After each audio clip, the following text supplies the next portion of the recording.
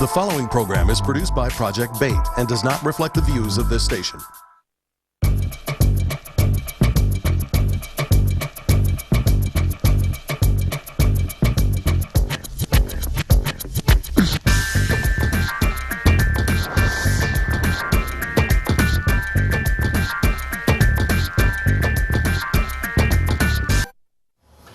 This is Mark Wells, and this is the Wells Report for My People.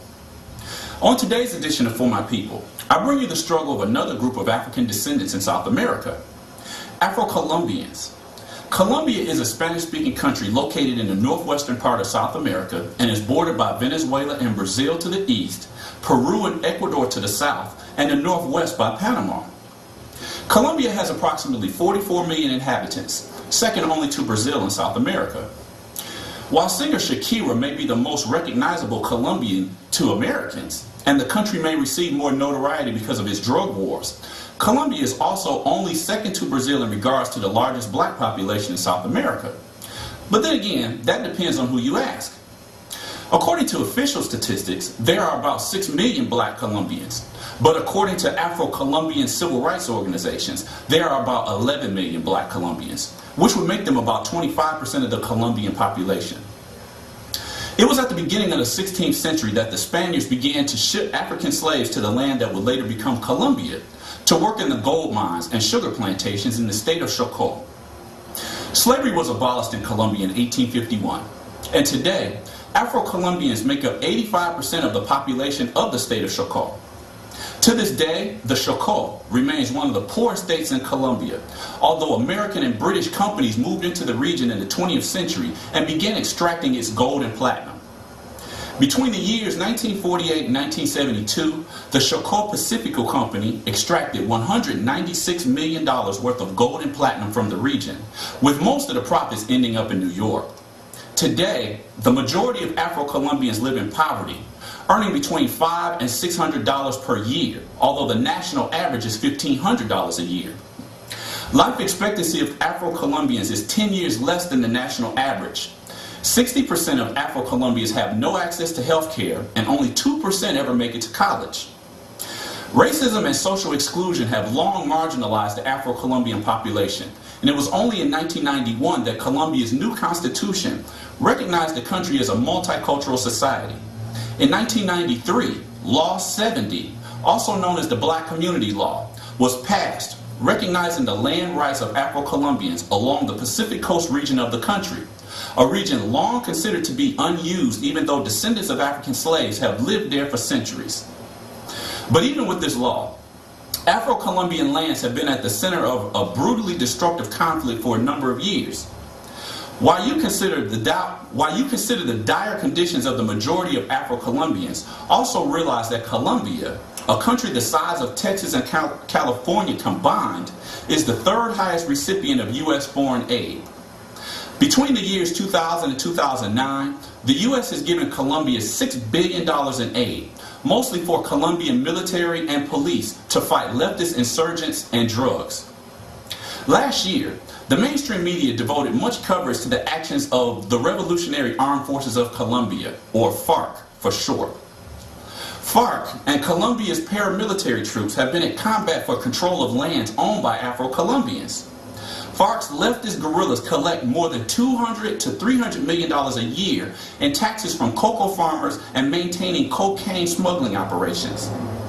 90% of the cocaine supply funneled into the United States comes from Colombia. Opposition to FARC comes from Colombia's paramilitary troops, sometimes in concert with the Colombian army.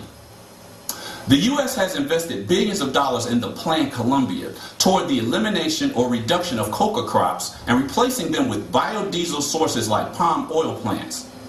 During his presidency, George W. Bush pushed for a global increase in biofuels created from legal cash crops such as palm oil and eliminating the crops used for illicit drugs like cocaine. But as paramilitary troops destroy coca plantations, FARC moves their cocoa operations further northwest into Afro-Colombian lands. This has led to the mass displacement of Afro-Colombians from their lands. Human rights organizations have estimated that anywhere from 2 to 3.5 million Colombians have been displaced because of ongoing violence fueled by land access battles and crop cultivation. Donde pueblo he vivido, tengo comprobancia del pueblo que nosotros somos unos desplazados forzados en los sacaron de su tierra. No tenemos necesidad de tener una vida así.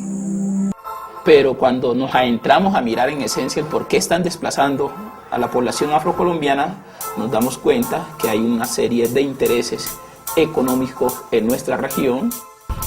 Es difícil porque antes era los palmeros frente a las comunidades, ahora las comunidades frente a los palmeros, aliados con el gobierno, aliados con el paramilitarismo. More than 1 million of those displaced have been Afro-Colombians. This makes Colombia second only to the Sudan in terms of total people displaced from their lands. In the 85% black state of Chocó, Afro-Colombians have been caught in the crossfire of two rivaling factions that has led to casualties, loss of land, and drastic lifestyle changes. In April of 2007, 8,000 Afro-Colombians were forcibly displaced from their lands, causing many to seek refuge in neighboring countries like Ecuador, Panama, and Costa Rica. In May of 2002, 119 Afro-Colombians were massacred in a church where they attempted to escape from warring factions of FARC and Colombian paramilitaries. 45 of those victims were children. Bomb explosions and assassinations are a routine part of life in some areas of Colombia. Farmers or activists who refuse to peaceably relinquish their lands have been displaced, disappeared, or murdered execution style. The goal of the Colombian government has been to increase the production of palm oil plants tenfold in 10 years for use as biofuel, as well as exploiting a source of revenue that could be an alternative to coca plant cultivation. But it always fascinates me how government officials make sure to tell us about all of the advantages of their new plans without telling us the toll and cost these plans will have on the people directly affected by their brilliant ideas. As usual, I guess that doesn't really matter. This is Mark Wells, and this has been the Wells Report for My People.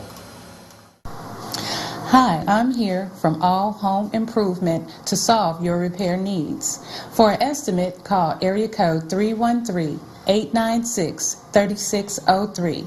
Again, area code 313-896-3603. If you have a business in Metro Detroit, you should be in the Detroit Black Pages. For info, call 961-3289. That's 961-3289. On Street Beat, we put a focus on the community. We simply set it out. We go back to the days of some of the earliest talk shows. We cover the issues that matter here in Michigan. You're going to hear on Street Beat things you won't hear on other shows. We provide critical analysis. It's a made-in-Michigan product. We try to get voices that you wouldn't see other places. I'm Carol Kane. I grew up on the east side of Detroit. I'm David Rambo, executive producer of For My People. I'm Stephen Henderson, host of American Black Journal. We're all made in Michigan.